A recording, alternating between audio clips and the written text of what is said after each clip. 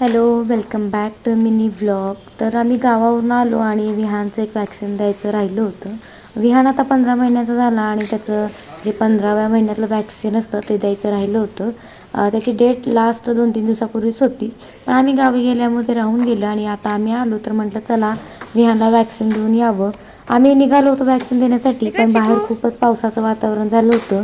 आम्ही निघणार तोपर्यंत पाऊस येईल असंच वाटत होतं, पण ठीक आहे म्हटलं, फारसं काही लांब जायचं नव्हतं, जवळच अगदी क्लिनिक आहे, आम्ही तिकडेच निघालो होतो. अगदी 5 मिनिटाच्या अंतरावर आहे म्हणून आम्ही निघालो, पण जसं म्हटलं तसंच झालं. आम्हाला जातानाच खूप असा पाऊस लागला, पण थोडंसं भिजलो, पण आम्ही जवळ असल्यामुळे अगदी लगेच तिथे पोचलो.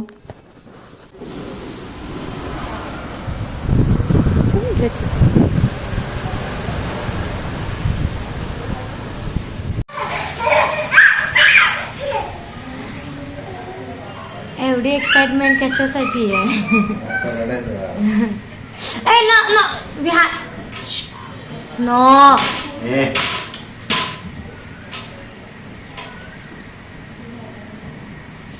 आणि आम्ही राहतो तिथे अगदी 5 मिनिटावरती किशोर चिल्ड्रन्स क्लिनिक म्हणून आहे, जिथे आम्ही रेग्युलरली येतो. म्हणजे विहानला आजारी वगैरे असेल किंवा त्याचं वॅक्सिनेशन वगैरे असेल किंवा काही डाऊट वगैरे असेल तर आम्ही इथे येतो.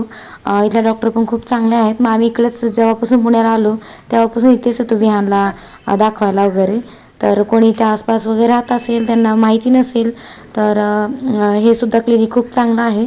तुम्हाला हवं असेल तर तुम्ही मला कमेंटमध्ये लोकेशनसुद्धा विचारू शकता. इकडे आमचा विहान खूपच एक्सायटेड होता, पण पुढे काय होणार आहे त्याला माहीत नव्हतं, कारण की आज विहानला डबल डोस होता. म्हणजे आज विहानला 2 वॅक्सिन सोबतच द्यायचे होते. आणि मी विहानला कुठले वॅक्सिन दिले आणि आतापर्यंत कुठले दिले आणि आता इथून पुढे कुठले देणार आहे किंवा आज आम्ही कुठलं वॅक्सिन द्यायला आलो आहे हे तुम्हाला माझ्या फुल ब्लॉगमध्ये पाहायला मिळेलच.